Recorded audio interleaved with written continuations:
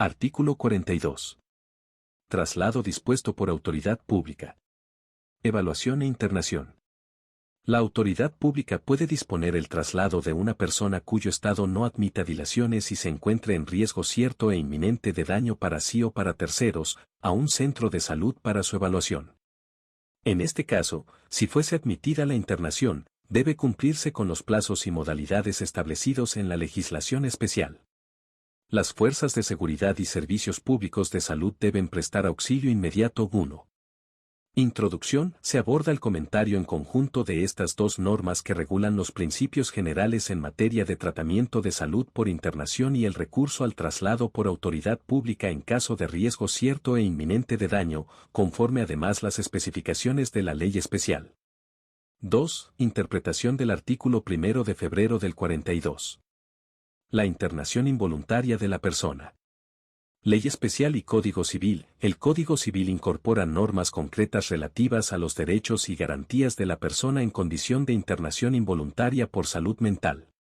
Sin perjuicio de la regulación de la Ley Especial, Ley 26.657, determinadas exigencias se han considerado de entidad tal como para ser incluidas en la norma de fondo, acorde al compromiso de derechos fundamentales de la persona en situación de internamiento. Originariamente, la internación fue prevista por el Código de Fondo, artículo 482 del Código Civil, siendo dicha normativa luego reformada a través de lo dispuesto por la Ley Nacional de Salud Mental, Ley 26.657.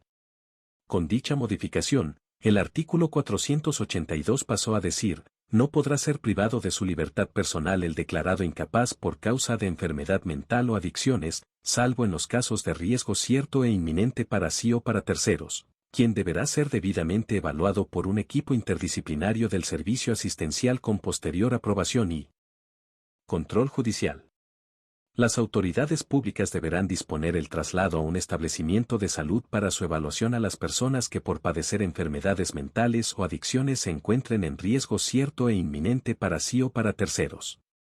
A pedido de las personas enumeradas en el artículo 144, el juez podrá, previa información sumaria, disponer la evaluación de un equipo interdisciplinario de salud para las personas que se encuentren afectadas de enfermedades mentales y adicciones, que requieran asistencia en establecimientos adecuados, aunque no justifiquen la declaración de incapacidad o inhabilidad. El artículo 152 ter eliminó la figura de la internación policial por razones de urgencia, sustituyéndola por los traslados dispuestos por autoridades públicas, dejando de lado la estigmatización propia de la intervención de la figura policial. Sin embargo, mantuvo confusiones relativas a las aclaraciones respecto a la persona declarada incapaz, con alguna suerte de asociación entre internamiento, tratamiento de salud y restricciones a la capacidad jurídica. El Código Civil, en tanto, respeta la regulación específica que rige en nuestro país por Ley 26.657. Como ley especial, esta resuelve las cuestiones relativas al internamiento voluntario e involuntario. Más aún, la ley especial constituye la norma que reglamenta la atención integral en salud mental, de la cual el internamiento constituye uno de los posibles recursos terapéuticos, el excepcional y restrictivo. Si bien se centra y se hace estricto el resguardo y contralor en esta cuestión en razón de la vulnerabilidad intrínseca a abusos que la situación genera y a la que expone a la persona, el Código Civil solo se ocupa de la cuestión, con buen criterio, en relación a dos aspectos. Por un lado, establece los principios generales en favor de la persona en situación de internamiento involuntario, si bien reitera principios de la regulación especial. La insistencia es acorde al compromiso con los derechos humanos, manteniendo aquí la línea que sigue el Código Civil, ya vista también en los principios generales del artículo 31. En segundo lugar, el artículo 42 reformula y ajusta el artículo 482 del Código Civil. 2.2. La internación de personas. Naturaleza y régimen legal aplicable. La Ley 26.657 introdujo un giro radical en el abordaje de los tratamientos en salud mental, no solo en razón del ya referido paradigma de interdisciplinariedad, sino también al modificar, acorde con aquel principio y con la concepción del abordaje integral de la salud mental, el modo de determinación o decisión de las internaciones por razón de salud mental. A partir de la vigencia de dicho régimen, la internación de las personas no puede ser ya ordenada judicialmente, produciéndose una verdadera desjudicialización de la cuestión, en el sentido en que el ingreso de una persona en el ámbito hospitalario para el tratamiento de su afección solo puede ser determinado por el equipo interdisciplinario sanitario, previa evaluación de la existencia de riesgo cierto e inminente, en el caso de las internaciones involuntarias, o previo consentimiento informado del paciente, en caso de internación voluntaria. De tal modo, a partir de la Ley 26.657 no resulta ya legalmente válido que un juez ordene la internación de una persona a petición de persona interesada, mecanismo que solo es viable, por necesario, en caso de que las autoridades sanitarias se nieguen a recibir a la persona. Artículo 20 de la Ley 26.657. El rol de la justicia en este nuevo escenario es el control de la internación, que abarca el de su fundamentación o justificación, motivos legítimos, condiciones, duración y revisión periódica. Según la ley nacional, las internaciones se clasifican en voluntarias e involuntarias, siendo el factor determinante la existencia del consentimiento de la persona y su mantenimiento durante la internación, pues cuando éste se pierde, la medida se torna involuntaria. También se torna involuntaria como efecto del tiempo, la internación consentida en su origen, transcurrido el plazo predeterminado por la norma especial 2.3. Tipos de internación. Como dijimos, la legislación de salud mental reconoce dos tipos de internación, voluntaria e involuntaria. Con la primera, se valida el consentimiento informado de la propia persona respecto a su decisión de someterse a un internamiento como alternativa eficaz de tratamiento. El artículo 16, inciso C de la Ley 26.657 dispone los recaudos que debe cumplir la internación. C. Consentimiento informado de la persona o del representante legal cuando corresponda. Solo se considera válido el consentimiento cuando se presta en estado de lucidez y con comprensión de la situación, y se considerará invalidado si durante el transcurso de la internación dicho estado se pierde, ya sea por el estado de salud de la persona o por efecto de los medicamentos o terapéuticas aplicadas.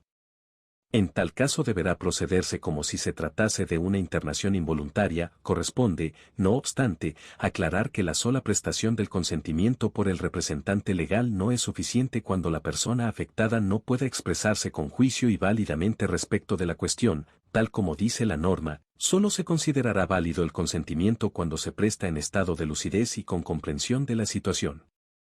Así, el consentimiento expresado por el representante de la persona durante el curso de una descompensación, no exime a la internación del control judicial propio al internamiento involuntario. Este consentimiento debe mantenerse durante toda la internación, pues permite a la persona, en cualquier momento decidir por sí misma el abandono de la internación. Si el consentimiento informado inicial, prestado en estado de lucidez, desaparece durante la internación, automáticamente ésta debe considerarse involuntaria, cumpliéndose con los recaudos de los artículos 20 y subsiguiente de la ley especial. Por su parte, el factor temporal también modifica el carácter voluntario del internamiento, pues siempre que éste se prolongue más allá de 60 días corridos, el equipo de salud a cargo debe comunicarlo al órgano de revisión creado por ley y al juez, a fin de que éste evalúe en un plazo no mayor de 5 días de ser notificado, si la internación continúa teniendo carácter voluntario o si la misma debe pasar a considerarse involuntaria, con los requisitos y garantías establecidas para esta última situación. Artículo 18, Ley Nacional de Salud Mental. En relación a la internación involuntaria, que es la decidida por el equipo de salud con posterior control judicial, la Ley Nacional de Salud Mental regula esta situación a partir del artículo 20 y subsiguiente. Las internaciones involuntarias proceden únicamente previa evaluación de equipo interdisciplinario sanitario, quien habrá de determinar, conforme su criterio profesional, la existencia de riesgo cierto e inminente para sí o para terceros. Artículo 20, Ley Nacional de Salud Mental. La Ley 26.657 sienta un estándar primordial en relación al abordaje y al criterio con que deben ser evaluadas las internaciones por causa de crisis mental. La existencia de diagnóstico en el campo de la salud mental no autoriza en ningún caso a presumir riesgo de daño o incapacidad, lo que solo puede deducirse a partir de una evaluación interdisciplinaria de cada situación particular en un momento determinado. Artículo 5, Ley Nacional de Salud Mental. De este modo, la tradicional determinación de peligro para sí o terceros importa la acreditación mediante la evaluación técnica interdisciplinaria pertinente, de un riesgo cierto e inminente, en los términos de la nueva normativa, Ley 26.657 y Decreto 603, 2013, que debe ser acreditado con la firma de 2 profesionales de diferentes disciplinas, artículo 20, Ley Nacional de Salud Mental, uno de los cuales debe ser necesariamente psicólogo o médico psiquiatra, artículo 16, Ley Nacional de Salud Mental. No alcanza así con el certificado expedido por un psiquiatra decidiendo una internación. La evaluación del riesgo es efectuada primigeniamente por el equipo de salud y, posteriormente, por el juez de control de la internación al momento de verificar la existencia de las condiciones legitimantes de su disposición a efectos de ratificar o no la misma, artículo 21 y cons. Ley Nacional de Salud Mental, la internación involuntaria de una persona es una medida de carácter excepcional, ya que solo puede ser dispuesta cuando sea de temer que, usando su libertad, ésta se dañe a sí mismo o a otros. Por hallarse en juego un derecho constitucional fundamental como es la libertad personal, este carácter excepcional implica que solo se debe recurrir a ella en aquellos casos en que lo exija una necesidad de defensa individual o de terceros, es decir, una necesidad concreta real, y en previsión probable de daño inminente, además de los requisitos comunes a toda internación, la de carácter involuntario exige, según la ley especial, a. Dictamen profesional del servicio asistencial que realice la internación. Se debe determinar la situación de riesgo cierto e inminente a que hace referencia el primer párrafo de este artículo, con la firma de 2 profesionales de diferentes disciplinas que no tengan relación de parentesco, amistad o vínculos económicos con la persona, uno de los cuales deberá ser psicólogo o médico psiquiatra. B. Ausencia de otra alternativa eficaz para su tratamiento. C. Informe acerca de las instancias previas implementadas si las hubiera, en este nuevo contexto, en el que la internación se admite y define en el ámbito sanitario, el rol del juez opera el control de legalidad del procedimiento, de la decisión internativa y de su mantenimiento, pudiendo sostener la internación aún en oposición del criterio del equipo interdisciplinario, claro está, en tanto cuente con otros informes que científicamente avalen su decisión. A fin del ejercicio de este control, la internación involuntaria debe notificarse obligatoriamente en un plazo de 10 horas corridas al juez competente y al órgano de revisión, debiendo agregarse a las 48 horas como máximo todas las constancias previstas en el artículo 20 de la ley. El control judicial, como dijimos, es de legalidad y razonabilidad de la internación, y su resultado será la decisión judicial a dictarse en el plazo máximo de 3 días corridos desde la notificación en el sentido de a. Autorizar, si evalúa que están dadas las causales previstas por esta ley, b. Requerir informes ampliatorios de los profesionales tratantes o indicar peritajes externos, siempre que no perjudiquen la evolución del tratamiento, tendientes a evaluar si existen los supuestos necesarios que justifiquen la medida extrema de la internación involuntaria, y o c. Denegar, en caso de evaluar que no existen los supuestos necesarios para la medida de internación involuntaria, en cuyo caso debe asegurar la externación de forma inmediata, así como la evaluación y eventual internación es definida por el equipo de salud interdisciplinario, igual suerte corren, según el artículo 23, Ley Nacional de Salud Mental, las altas, externaciones o salidas terapéuticas, que solo deben informarse al juez en caso de internación involuntaria o voluntaria ya informada. Es obligación del equipo de salud la externación ni bien haya cesado la situación de riesgo cierto e inminente. 2.4. Contralor de la internación involuntaria, una vez avalada la internación involuntaria, continúa la labor de seguimiento del juez interviniente, quien debe solicitar informes con una periodicidad no mayor a 30 días corridos a fin de reevaluar si persisten las razones para la continuidad de dicha medida, y podrá en cualquier momento disponer su inmediata externación. Artículo 24. Ley Nacional de Salud Mental. Cumplidos los primeros 7 días de la internación involuntaria, debe dar parte al órgano de revisión. Artículo 25. Ley Nacional de Salud Mental. La legislación especial es conteste en todo su articulado con la concepción residual del tratamiento internativo, en razón de lo cual prevé que, si transcurridos los primeros 90 días y luego del tercer informe continuase la internación involuntaria, el juez deberá pedir al órgano de revisión que designe un equipo interdisciplinario que no haya intervenido hasta el momento y en lo posible independiente del servicio asistencial interviniente, a fin de obtener una nueva evaluación. En caso de diferencia de criterio, optará siempre por la que menos restrinja la libertad de la persona internada. La competencia para el control de la internación es la correspondiente al lugar del domicilio y o residencia de la persona, en función del ya explicado principio de inmediación y como condición imprescindible para posibilitar el control. 2.5. Derechos de la persona internada. Estándares y debido proceso. En el artículo 41 en análisis, el Código Civil establece una serie de principios generales que surgieron o preexisten desde la Ley Especial, Ley 26.657, como así también desde los estándares internacionales en materia de internamiento, que, por lo demás, hacen parte de la ley según su artículo 1. Nos detendremos brevemente en ellos. 2.5.1. Análisis de los incisos. A. Debe estar fundada en una evaluación de un equipo interdisciplinario de acuerdo a lo dispuesto en el artículo 37, que señale los motivos que la justifican y la ausencia de una alternativa eficaz menos restrictiva de su libertad. Ya nos hemos referido a la exigencia de intervenciones interdisciplinarias en materia de salud mental, en razón del nuevo concepto conteste por los organismos internacionales y que surge de la misma ley especial y su reglamentación. En tal sentido, que la internación se funde en la evaluación de un equipo interdisciplinario, no hace más que reiterar la exigencia de la ley especial. Asimismo, se agrega la inexistencia de una alternativa terapéutica menos restrictiva de la libertad individual, lo que se explica por cuanto la internación es el último recurso terapéutico, última ratio a aplicar cuando todos los otros abordajes previos son insuficientes y colocan a la persona en situación de riesgo inmediato y certero. Esto es acorde con el artículo 7, inciso D, Ley Nacional de Salud Mental, que reconoce como derecho del paciente, derecho a recibir tratamiento y a ser tratado con la alternativa terapéutica más conveniente, que menos restrinja sus derechos y libertades, promoviendo la integración familiar, laboral y comunitaria.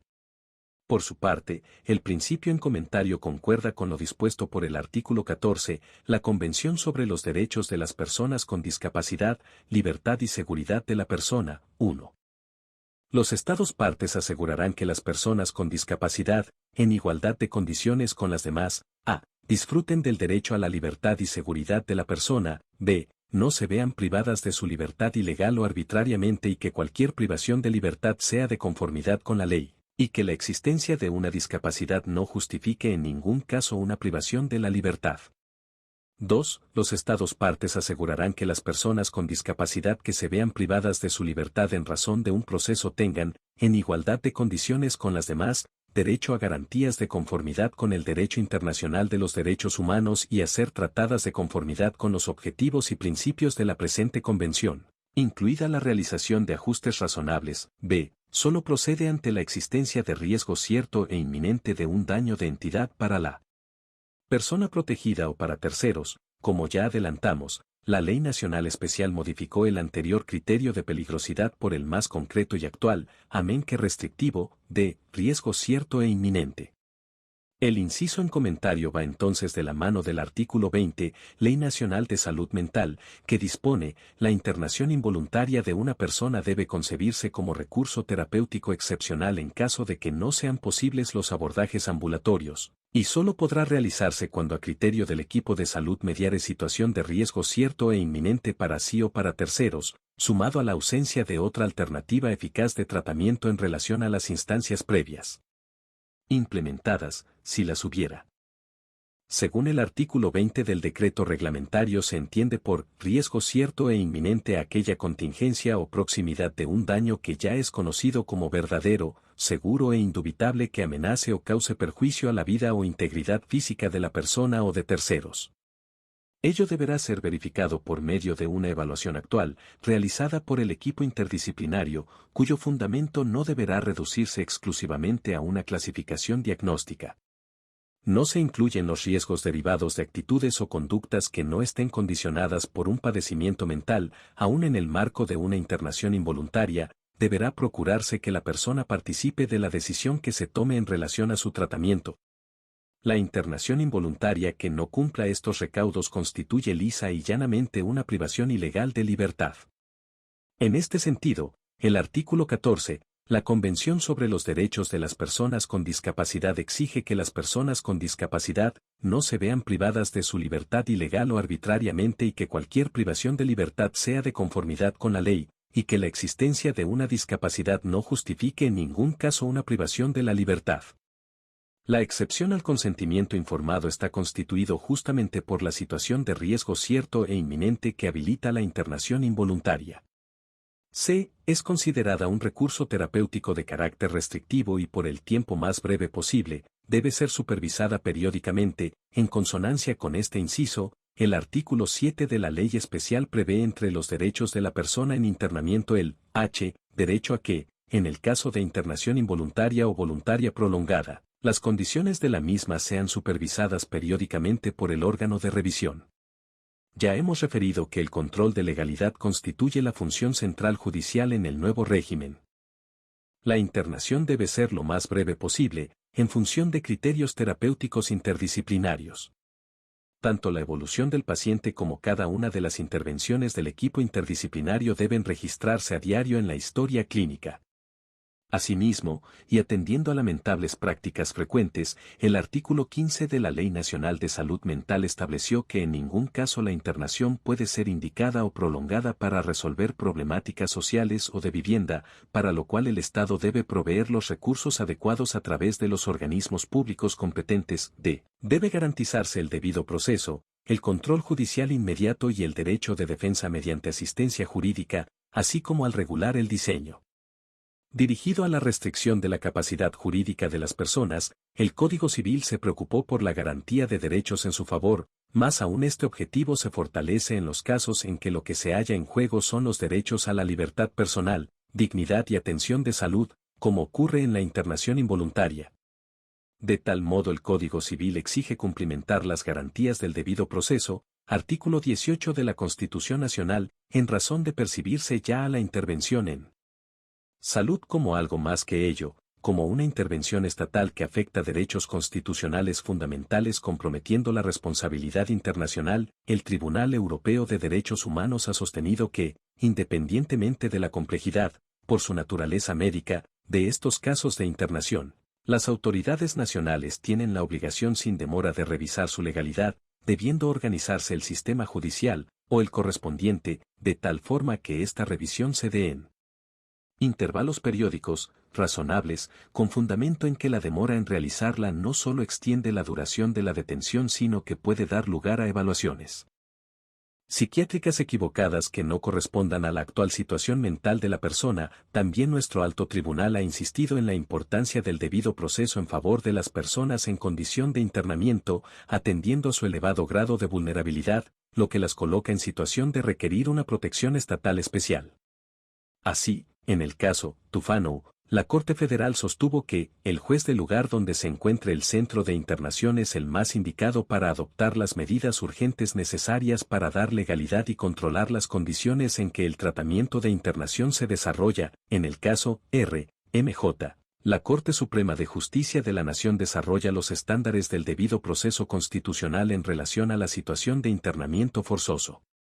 Sostuvo que, los pacientes institucionalizados, especialmente cuando son recluidos coactivamente, sin distinción por la razón que motivó su internación, son titulares de un conjunto de derechos fundamentales, como el derecho a la vida y a la salud, a la defensa y al respeto de la dignidad, a la libertad, al debido proceso, entre tantos otros.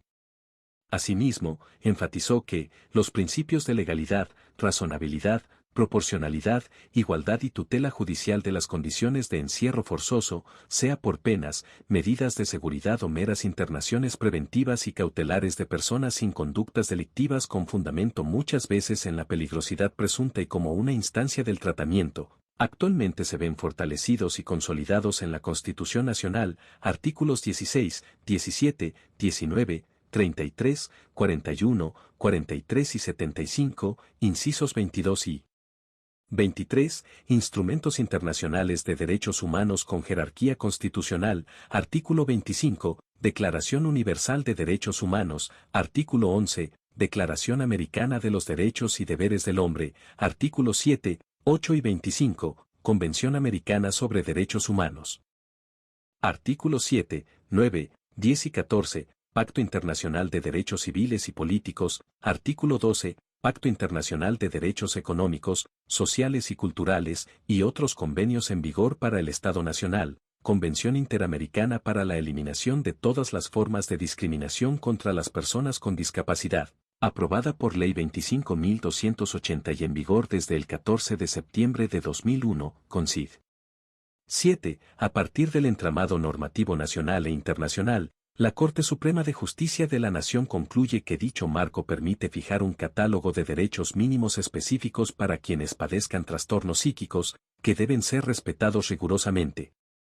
Entre ellos cabe mencionar los siguientes: a. Derecho a ser informado sobre su diagnóstico y sobre el tratamiento más adecuado y menos riesgoso. b. Derecho a un examen médico practicado con arreglo a un procedimiento autorizado por el derecho nacional. c. Derecho a negarse a recibir un determinado tratamiento o formatos terapéuticos. d. Derecho a recibir los medios adecuados tendientes a la cura o mejoría donde las negligencias o retardos en la prestación de un tratamiento pueden restar justificación a la internación y volverla ilegítima. E. Derecho a la continuidad del tratamiento. F. Derecho a la terapia farmacológica adecuada, del que se deriva que la medicación no debe ser suministrada al paciente como castigo o para conveniencia de terceros, sino para atender las necesidades de aquel y con estrictos fines terapéuticos. G. Derecho a un registro preciso del proceso terapéutico y acceso a este. H. Derecho a la confidencialidad del tratamiento, incluso después del alta o la externación, y derecho a la reinserción comunitaria como un eje de la instancia terapéutica. J. Derecho al tratamiento menos represivo y limitativo posible. K. Derecho a no ser discriminado por su condición. CONCID. 9. La Corte Suprema de Justicia de la Nación enfatiza también en la necesidad de revisión periódica. La medida de privación de la libertad del paciente debe ser revisada judicialmente mediante procedimientos simples, expeditivos, dotados de la mayor celeridad y, si correspondiera prolongarla por razones terapéuticas, ello debe ser objeto de un minucioso control periódico jurisdiccional obligatorio de los motivos de la internación, a los efectos de estudiar si las condiciones que determinaron su reclusión se mantienen o se modificaron en el tiempo, y siempre en el marco de los principios y garantías constitucionales mencionados. De no ser así, la internación se convierte en los hechos en una pena privativa de la libertad sin límite de duración. CONCID. 10. Finalmente, y en concordancia con lo dispuesto por la Ley 26.657, el Código Civil reconoce el derecho a la defensa técnica de la persona internada involuntariamente, quien por sí o por intermedio de su representante legal, tiene derecho a designar un abogado. Según el artículo 22 de la Ley Nacional de Salud Mental se dispuso que, si no lo hiciera, el Estado debe proporcionarle uno desde el momento de la internación. El defensor podrá oponerse a la internación y solicitar la externación en cualquier momento. El juzgado deberá permitir al defensor el control de las actuaciones en todo momento. La sentencia que aprueba la internación debe especificar su finalidad, duración y periodicidad de la revisión. La norma claramente explicita que la sentencia judicial aprueba la internación, en consonancia con el rol que se otorga al Poder Judicial en el sistema de salud mental reformado, como contralor de legalidad y no décice de la internación, según ya hemos explicado. Si bien el alta es potestad del equipo médico, lo cual referiría a la duración de la internación, la Ley Nacional registra normas puntuales dirigidas a controlar y evitar la perpetuación de la internación indefinida en el tiempo, en resguardo de los derechos comprometidos de la persona. Así, apenas hayan cesado las causas que determinaron la internación, el paciente tiene el derecho al egreso, sin que ello implique dar por terminado con su tratamiento, ya que él mismo puede optar por continuarlo, conforme es su derecho. El Tribunal Europeo de Derechos Humanos ha afirmado el derecho de quien se encuentre detenido en un establecimiento psiquiátrico por un periodo ilimitado o prolongado, en ausencia de control judicial periódico automático, de introducir en intervalos razonables un recurso ante un tribunal para que se pronuncie acerca de la legalidad de su internación, ya sea que ésta haya sido dispuesta por una jurisdicción civil o penal o por otra autoridad, con fundamento en que los motivos que justificaban la internación al origen pueden dejar de existir. Este control se profundiza en estos casos, en virtud del estado de vulnerabilidad, fragilidad, impotencia y abandono en el cual se encuentran frecuentemente quienes son sometidos a tratamientos de esta índole, erigiéndose, por ende, como esencial control por parte de los magistrados de las condiciones en que aquella se desarrolla. Gracias por ver el contenido. No olvides suscribirte para más leyes.